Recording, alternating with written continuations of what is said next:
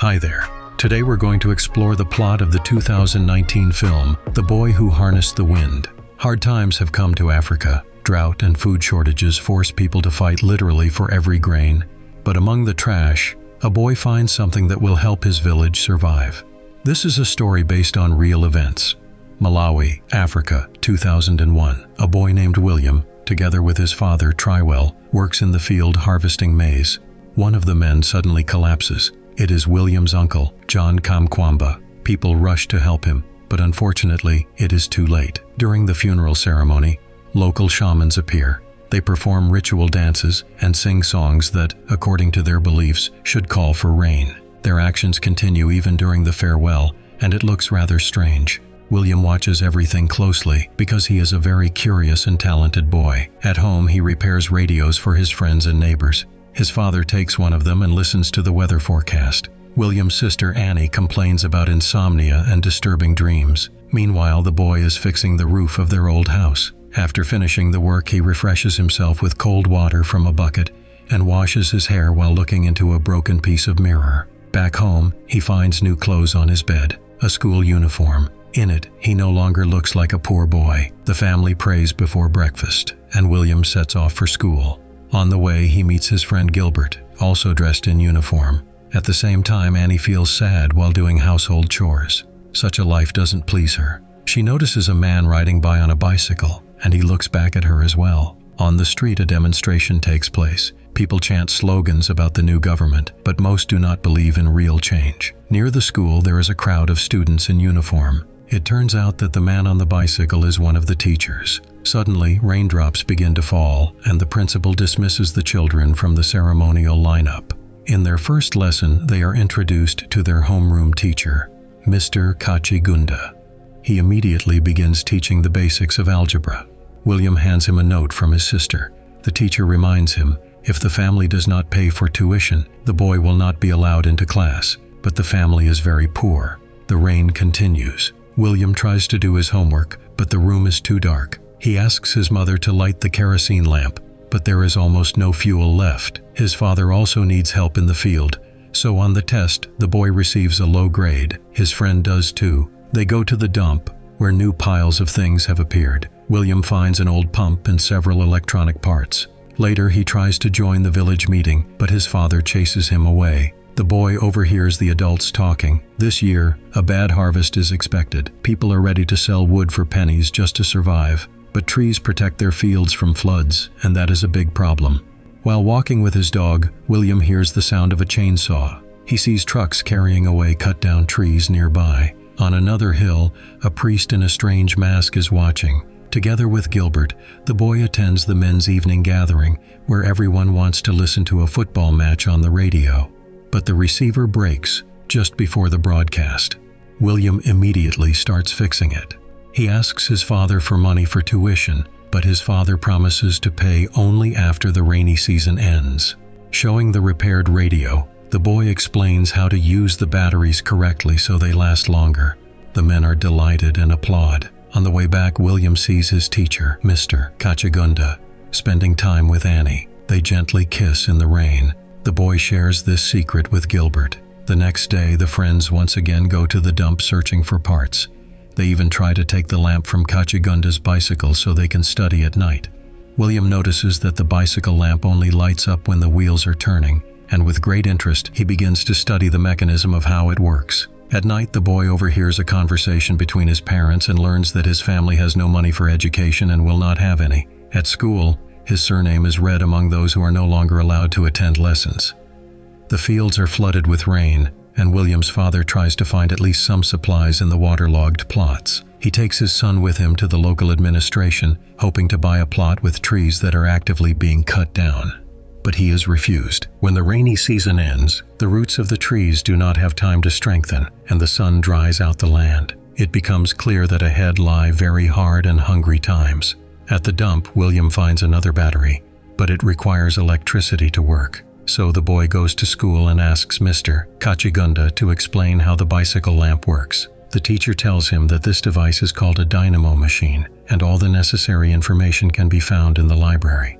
But the boy has no access to books. Then William pressures the teacher, reminding him of his secret meetings with Annie, and Kachigunda allows him to visit the library. In the library, William reads many books and learns about the basics of electrical engineering and energy production. He continues searching for useful parts at the dump.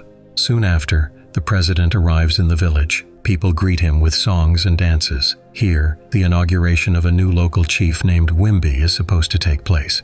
He speaks about the difficult economic situation and the need to store grain. But the president doesn't like these words, and the chief is immediately taken off the stage. William and Gilbert see that behind the stage the chief is being harshly shoved and beaten. It turns out to be Gilbert's father. The boys rush to help him. William's father also tries to protect his son. Chaos breaks out in the crowd. People scream and scatter. Gunshots are heard. The president is quickly escorted away. Understanding the seriousness of the situation, William's father asks him to help with the harvest, to save every single grain. But in the field, they manage to gather only 5 bags of maize, enough for just 2 months, while the next harvest is a year away. In despair, the father dismantles the roof of their house to sell the metal sheets, replacing them with straw. At the market, he learns that the government denies the existence of the problem, while prices keep rising every day. Meanwhile, William returns to the library and shows his new discovery. He has figured out how to charge a battery using a windmill connected to a dynamo machine to have electricity and plant grain even during the dry season. Mr. Kachigunda admits to the boy that he plans to leave the village, since he has no money for the bride price and the school may be shut down at any moment. This becomes a big blow for Annie. During one of the lessons, another teacher comes instead of Kachigunda. Seeing William in the classroom, he reminds him that he is forbidden to attend without paying tuition and drives the boy out. At that moment, a government vehicle arrives in the village. People think that it has brought grain, and with baskets and sacks, they rush to it, trying to buy at least a little. Quarrels break out over places in line. William's mother argues with Annie over household matters. At this moment, a weakened man who has not eaten for several days enters their house. He snatches a bucket of grain from the girl and runs away. At the same time, other villagers steal the remaining supplies from the shed. The women cry in despair as the family is left practically without food. People gather in the square where only 2 trucks with grain arrive. The crowd keeps growing, and it's clear there won't be enough for everyone. Fights begin. The warehouse is surrounded. William manages to sneak inside and buys 15 kilograms of grain. It is very little, but better than nothing. The boy sits in the corner with the sack and hears other people desperately pounding on the warehouse doors. He realizes that as soon as he steps outside, they might take his purchase away. So he finds a small hole in the wall and escapes through it, saving what he has obtained. The family counts their last money and looks at the sack of grain. They decide to eat only once a day and argue about when it is better to do so, in the morning or in the evening. Hunger comes to the village. William's father decides to plant new grain, but it is the dry season now, and the chances of a harvest are almost zero. Our hero goes to his sister Annie and asks her to persuade Kachigunda to lend him the dynamo machine from his bicycle. With its help, William wants to power the pump, but instead Annie leaves the village together with Kachigunda so as not to be a burden on the family. Still, she leaves her brother that very dynamo machine. The school is closed because there are no teachers and no students, but William is allowed to attend the library. Wanting to save people from the drought, the boy develops a plan to build a generator that can power the water pump he had previously found at the dump. He creates a small prototype, and it works successfully. People are delighted. They dance with joy, realizing the possibilities of the new invention. However, in order to build a real generator, William asks his father for permission to use their family's bicycle. It contains the necessary parts for the windmill, but it is the only bicycle in the village and the last valuable possession in their family. So the father refuses, believing his son's invention to be useless, and even destroys the prototype William created. From then on, William is forced to work in the field from morning until night. There is not a single cloud in the sky, and there will be no rain for many more months. More and more people leave the village, trying to survive. In desperation, the boy comes to his father together with friends and insists that he give them the bicycle. But the man is ready to defend it at all costs, and the young men leave empty-handed. Days pass like this. William's dog cannot endure the hunger and dies, and the boy grieves deeply over the loss. His mother begs her husband to finally give their son that cursed bicycle. The father hesitates, because he wants to plant tobacco in the field in order to earn more money the following year. But in the end, he agrees. Together with his son, they begin crafting the necessary parts for the windmill. They work day and night, and local men join in to help.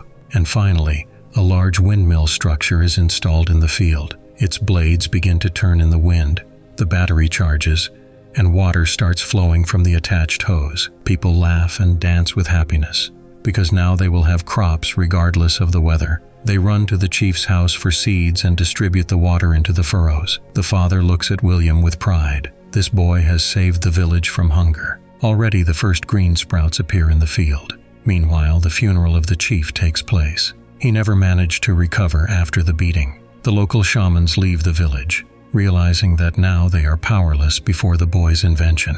William gets a new dog and returns to school. He climbs up his windmill and looks into the distance with a smile. Thank you for watching. If you enjoyed this recap, give it a like, leave a comment, and don't forget to subscribe to the channel.